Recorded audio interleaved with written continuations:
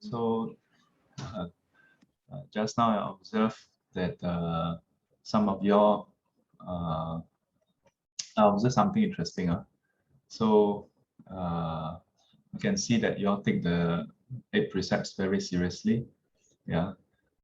Towards the end, halfway through, then I see someone taking things off quickly. Yeah, that's good. Yeah, that means you all are not just going through the ceremony, because it's very easy when we recite the precepts. Let's say 5 precepts, or let's say 8 precepts. 8 precepts even better. You all just until the end you hear 能吃否能吃 okay, good. Yeah. But when I saw one of you all quickly taking off the ornaments, so it shows that you all actually take it seriously. Yeah, that's very good. When we do the practices, yeah, the efficacy comes in our mental effort.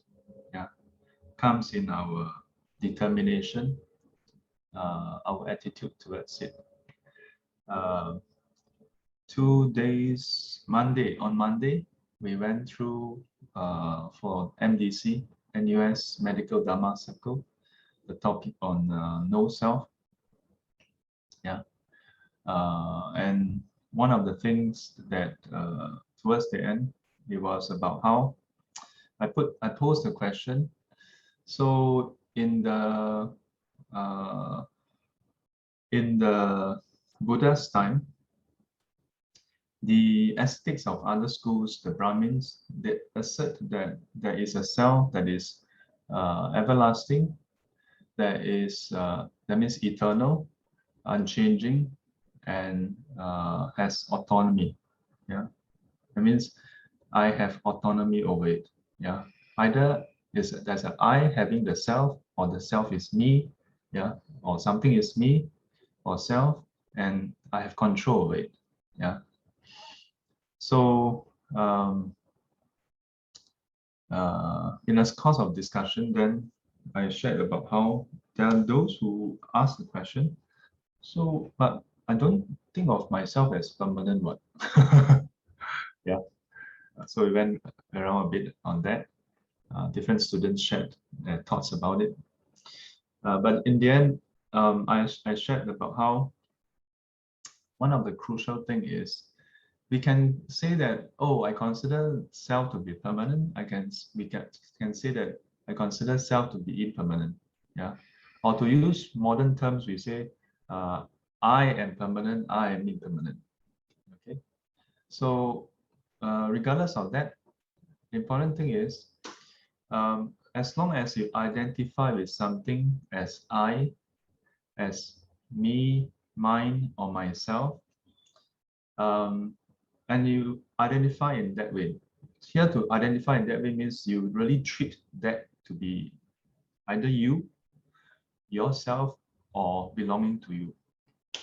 Okay, and under that premise, when something happens to that object, be it your body, your possessions, yeah, or someone related to you, yeah, even my husband, my wife, my daughter, my children, my boyfriend, my girlfriend, yeah, my car, my handphone, as long as it's mine something, if something happens to that, yeah, that is not agreeable to you, that is not what you want, that is not within your control, will we be affected?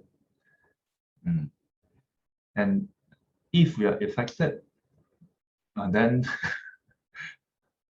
then it doesn't matter whether you say, oh, you think that it is impermanent, or you know it's impermanent, then why are you still affected? Because the impermanence also has the other component, which is that it is not within your control.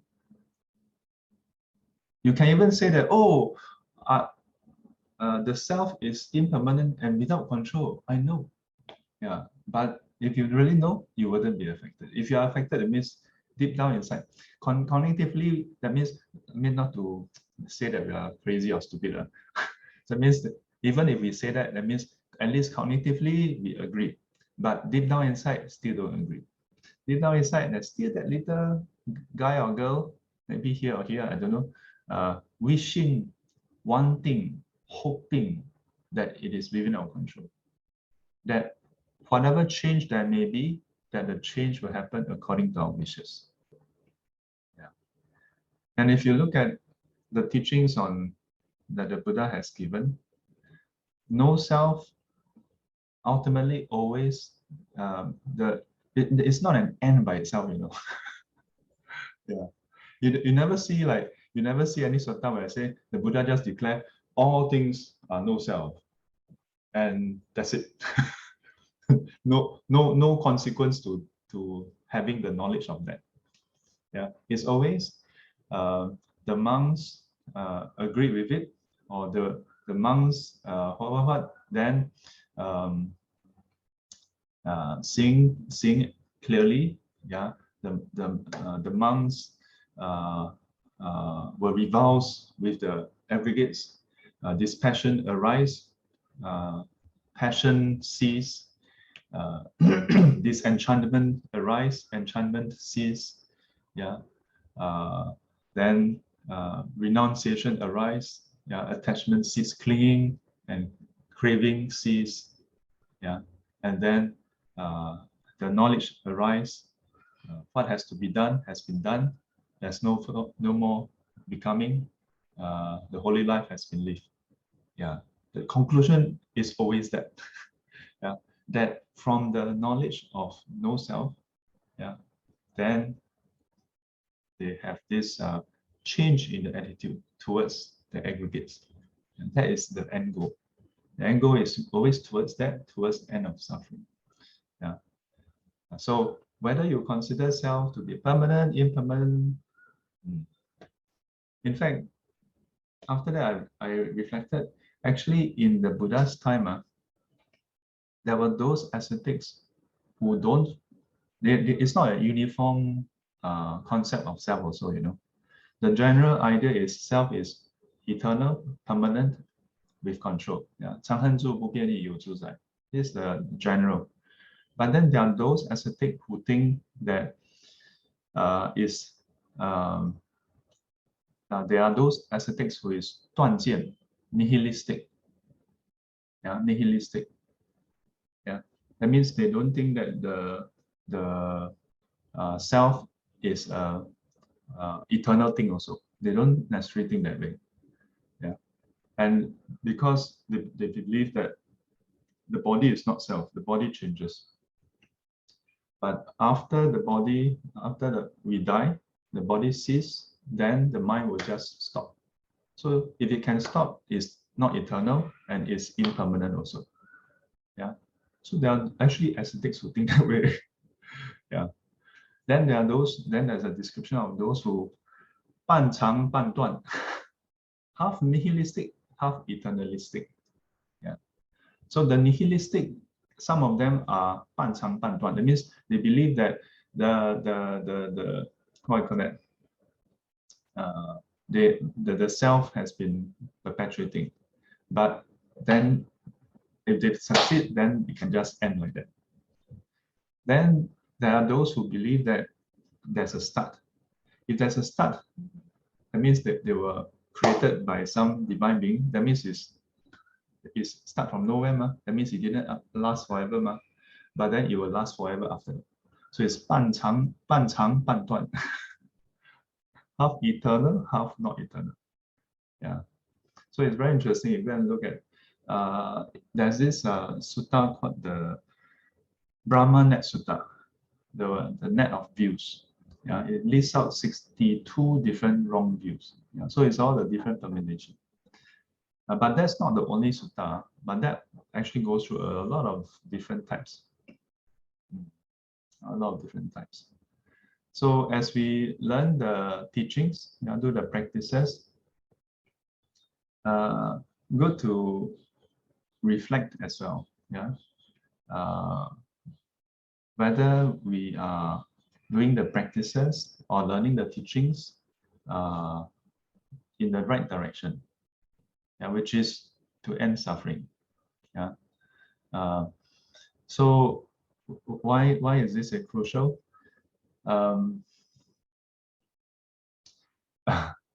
I remember when I first came back, my conversation with devotees is always, 你学习佛法多久了？你好有什么法门？ Yeah, you know why like that? Because that's what my teacher will ask.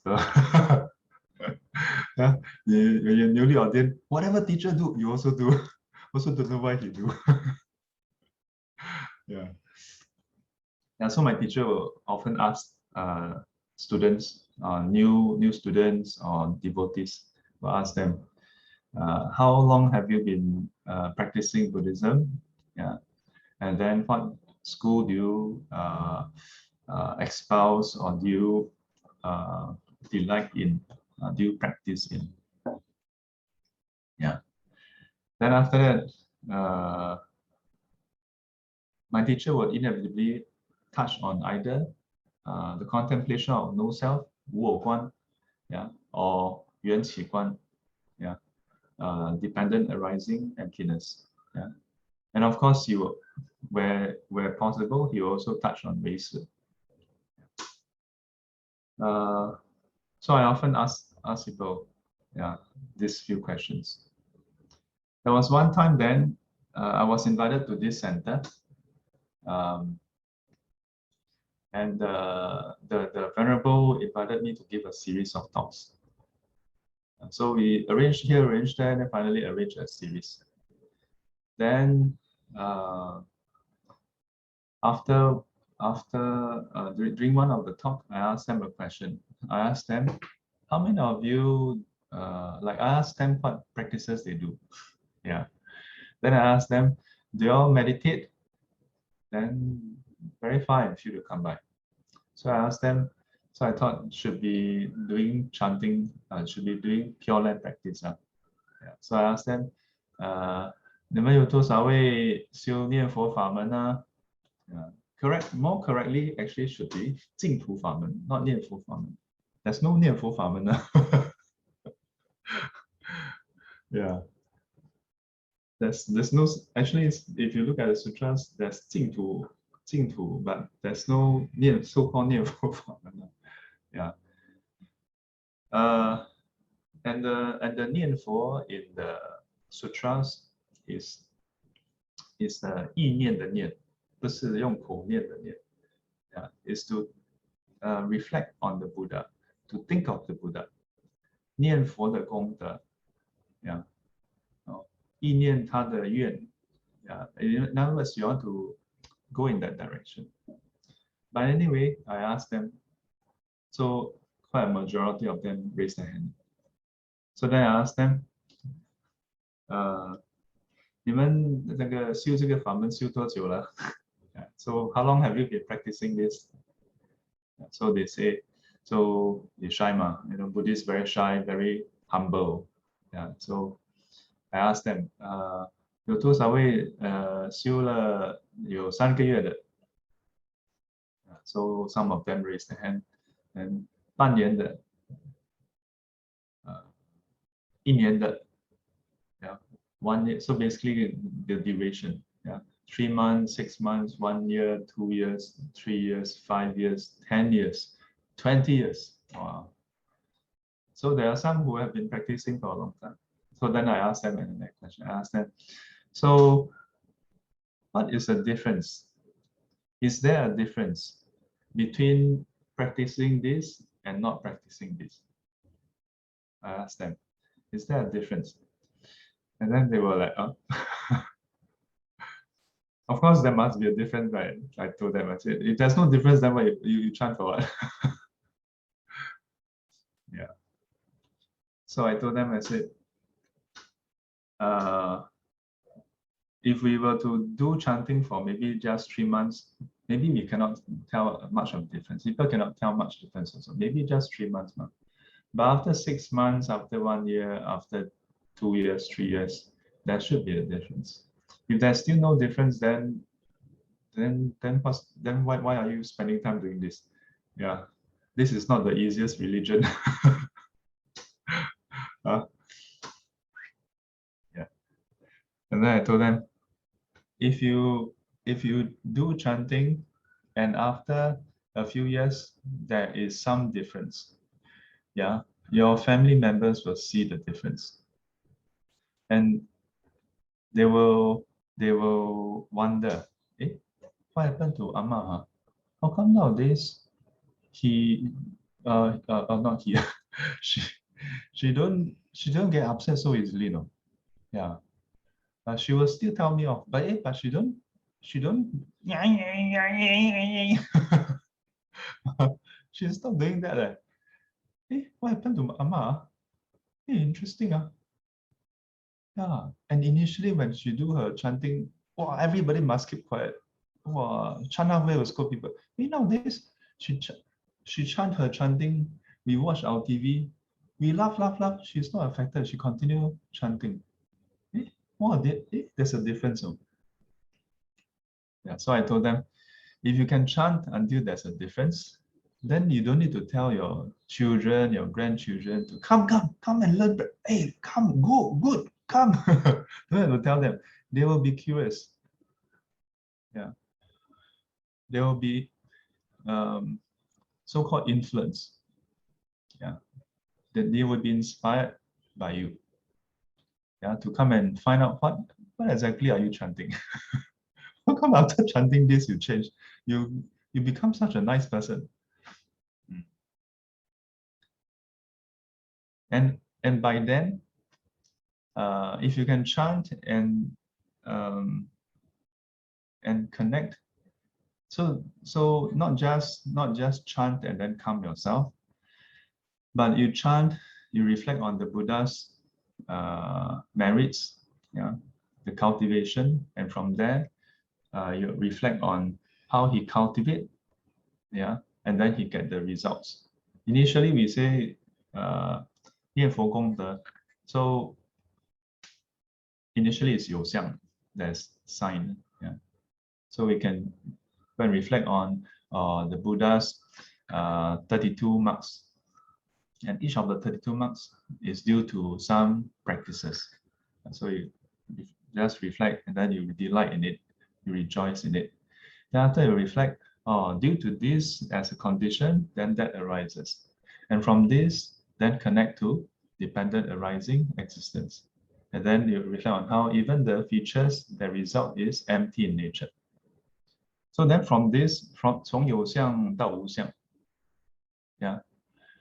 So from there, then so-called 契入, yeah, 第一地, 契入诸法实相. Very contemplate. So it's not just chanting the name. Then if you can do that, then you can see the Dhamma. Yeah. But that day I just highlight like that. If you can chant until your mind is purified, then here and now you see the Dhamma. I didn't go into so much detail. Yeah. And then in which case, if someone asks you, is that really Pure Land? You all practice Pure Land, right? Is that really Pure Land? You won't be affected by this question. Yeah, because in your heart, you have already experienced Pure Land here. Yeah, then you won't have the question, yeah, is that Pure Land or no Pure Land? In fact, people will not have the question. If they see that the change in you, then they will have faith in Pure Land. They won't be questioning, hey, you got Pure Land or not? Yeah.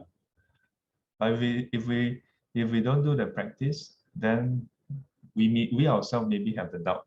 Is that Pure Land or not? So whether is this, so regardless of the practice, I just happen to bring up an example of my encounter with this center. Whether we are doing practice of the precepts, the concentration, or development of wisdom, yeah, we should know why we are doing the practice, how the practice is helping us. When we observe precepts, mainly purification of our bodily karma and verbal karma, body and speech. When we practice concentration, is purification of the mind in terms of subduing the greed and hatred. Yeah. Then another part of which is samatha. Then if you further practice the meditation in terms of vipassana, that means development of wisdom. Yeah. But that itself should be done in tandem with wen shi xiu.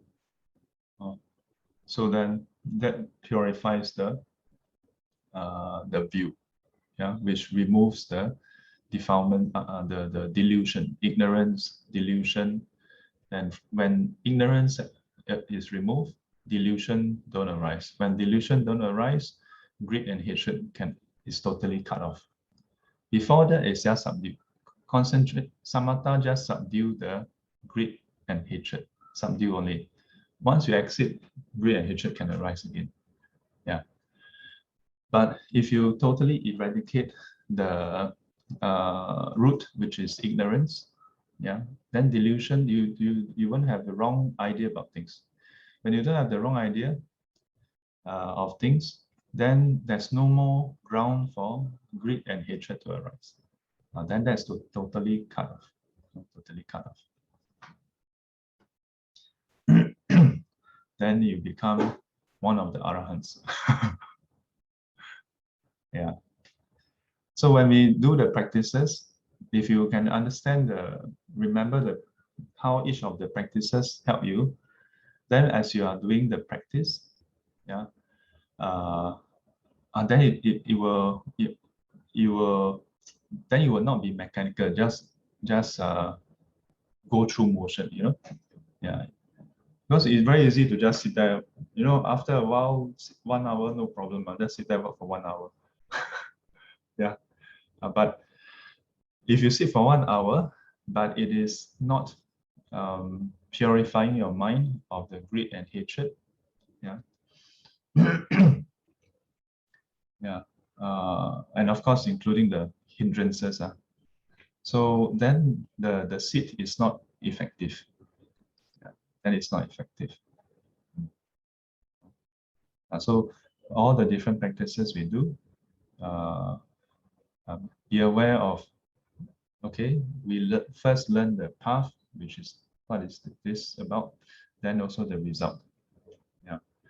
Most of the time, students think that sitting meditation, the result is to see this, see that, experience this. Yeah. If you look at the sutra, ultimately the end goal of the practice of concentration is to quieten the mind. And when with how is it the mind quieten? It's because you subdue the greed, sensual desire, and the hatred. Yeah. So the result itself is that go towards that direction. Okay. Yeah. Let's see. Okay, no questions. Got question? Yes. Yes. Can I ask what does Shifu mean by vipassana is done in tandem with wen shi xiu? So in tandem means together. Okay. Meaning that you cannot do vipassana without hearing of the teachings, without contemplation of the teachings, and then you just want to do the last part, cultivation. Yeah, because usually we think cultivation is the vipassana, right? Or vipassana is cultivation part. But if you never hear of the teaching, how do you go and cultivate? Yeah. Yeah. And if you look at all the various sutras, the Buddha is always asking them questions, getting them to contemplate. Right. So it cannot be that for 45 years, the Buddha keep on guiding the disciples, ask them, is form like this, is form like, and then there's so much back and forth. One person asks a question, the other person. If this part is useless to the whole process, then Anytime if someone asks a question, stop asking stupid question. Just go and meditate. Okay, but for 世尊, we still don't know what we're supposed to go and direct see. Like, just go and direct see. Just go and see. Okay, go and see. So the Wen Si Xiu starts with the learning of the teachings. Yeah. But and further, in fact, Wen Si Xiu can and should cover the 戒定 also. Because when you observe the precepts, you must also wen,